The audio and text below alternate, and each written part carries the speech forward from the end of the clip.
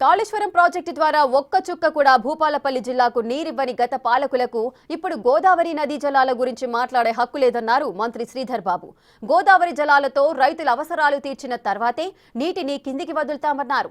గోదావరి కృష్ణా జలాల వాటా విషయంలో ఖచ్చితమైన నిర్ణయం తీసుకోవాలని కేంద్రాన్ని కోరారు శ్రీధర్ బాబు. ట్రిబ్యునల్ ముందు రాష్ట్ర ప్రభుత్వం వాదనలు వినిపించిందన్నారు.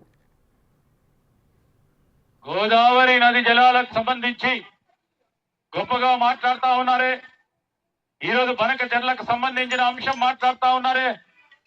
పక్కనున్న గోదావరి, ఆ మేడిగడ్డ, అన్నారం, ఆ సుందిల్లా మన పక్క ప్రాంతానికి మన జిల్లాకు సంబంధించిన వనరుల్లో ఆ రోజు అంత పెద్ద ప్రాజెక్ట్ కట్టినమని చెప్పుకునే పెద్దలు ఈరోజు ఈ భూపాలపల్లి జిల్లాకు సంబంధించిన రైతాంగ సోదరులకి ఒక్క బొట్టు కూడా ఇవ్వకుండా కిందికి తీసుకెళ్లే ప్రయత్నం చేయడం జరిగిందా లేదా? ఈ రోజు గోదావరి నది జలాల గురించి మాట్లాడే నైతిక హక్కు లేదు అని మా వారికి తెలియజేస్తా ఉన్నా.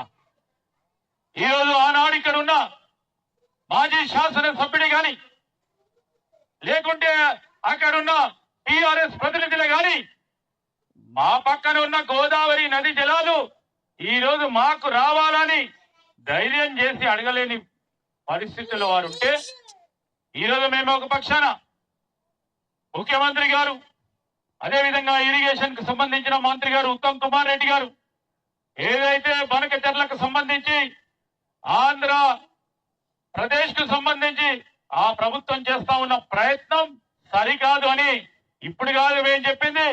3 నెలల క్రితం సంబంధిత కేంద్ర మంత్రివర్యులతో మాట్లాడి ఎట్టి పరిస్థితుల్లో దీన్ని ఊరుకునేది